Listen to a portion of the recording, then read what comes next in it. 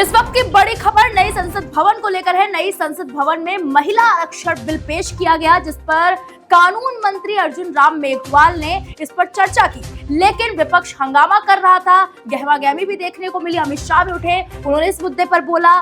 तो क्या कुछ पूरा मामला है और क्या जो है चर्चा हुई, इसे लेकर हमारे executive editor Diwakar Vikram sir हमारे साथ जुड़ चुके हैं। सर, पूरे जो संसद चली है नई संसद, उसमें जो चर्चा हुई है महिला आरक्षण बिल को लेकर, क्या कुछ पूरा मतलब मामला है और क्या कुछ चर्चा हुई है, किस वजह से गहमागहमी शुरू हो गई, क्या मामला है बताइए। देखिए, बिल पेश किया गया है नारी शक्ति बंधन अधिनियम के नाम से। ये नया नाम दिया गया है। नारी शक्ति की पूजा की जाती है और शक्ति की आराधना के संदर्भ में भी जब अर्जुन मेघवाल ये बिल पेश कर रहे थे, उसका जिक्र किया। या देवी सर्वभूतेषु शक्ति रूपेण संस्था नमस्तस्यै नमस्तस्यै नमस्तस्यै नमो नमः।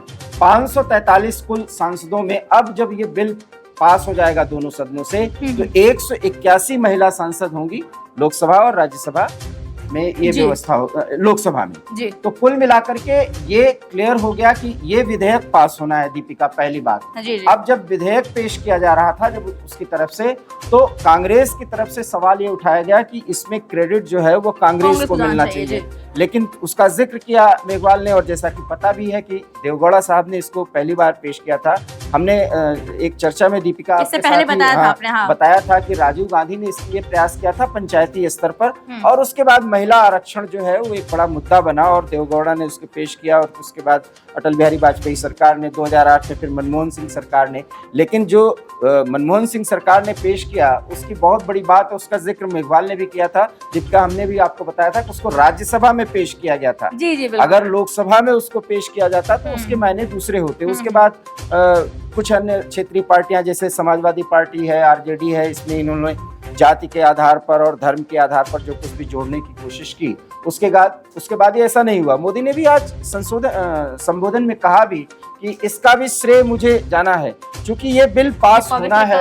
हाँ, 2024 का चुनाव आना है। अब कोई विधेयक का विरोध करने वाला नहीं है। दीपिका, पहली बात तो ये है, कांग्रेस ये चाहती है कि क्रेडिट उसको मिल जाए, जैसा कि सोनिया ने नए संसद भवन में प्रवेश के पहले ही बोल दिया था कि ये तो हमारा बिल है। लेकिन ये बिल कई दौर से गुजरा है, लेकिन राजनीति के कारण ये पास नहीं हो सका। पहली बात तो यह है कि नारी शक्ति बंधन अधिनियम के तहत इस बिल को पेश किया गया। और सबसे बड़ी बात है कि जो पुराना संसद ये छोड़ करके आए हैं, और जिस तरीके से पुराने संसद से नए संसद की ओर जब ये कूच कर रहे थे सारे सांसद, वो भी दृश्य देखने लायक था दीपिका, बहुत अद्भुत था। और यहाँ पर भी सबकी एक तरह से थोड़ा बहुत उसमें टेंशन जरूर दिख रहा था, आपस में विरोध का भाव, लेकिन एकता जरूर उसमें दिखी है।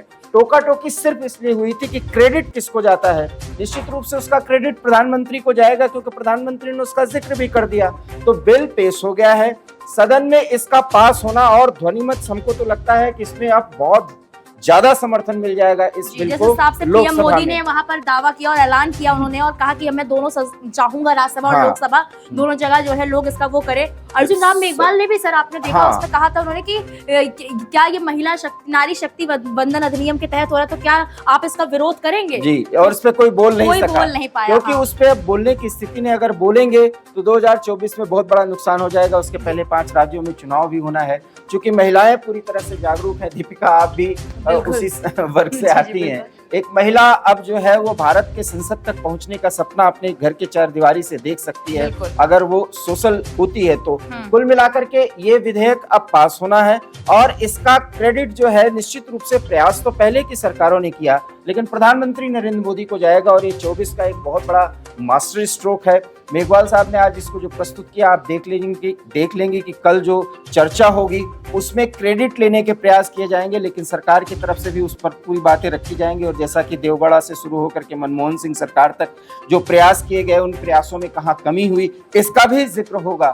लेकिन इतना जरूर है कि अब लोकसभा में इसके न पास होने का कोई कारण नहीं दिखता है, और इसमें अब मजबूरी में ही सही, लेकिन कांग्रेस को भारी समर्थन देना अब उनकी जरूरत बन गई है। क्योंकि मिशन 2024 सामने है, और इसलिए कांग्रेस इसका विरोध नहीं कर सकती, क्योंकि वो उसके लिए 2024 में भारी पड़ सकता है। और इसके साथ ही साथ दीपिका, एक बहुत महत्वपूर्ण बात है कि पुराने संसद को एक नया नाम दे दिया गया है, और ये जो है संविधान सदन के नाम से जाना जाएगा। तो पुराने संसद का भी महत्व कम नहीं होने जा रहा है।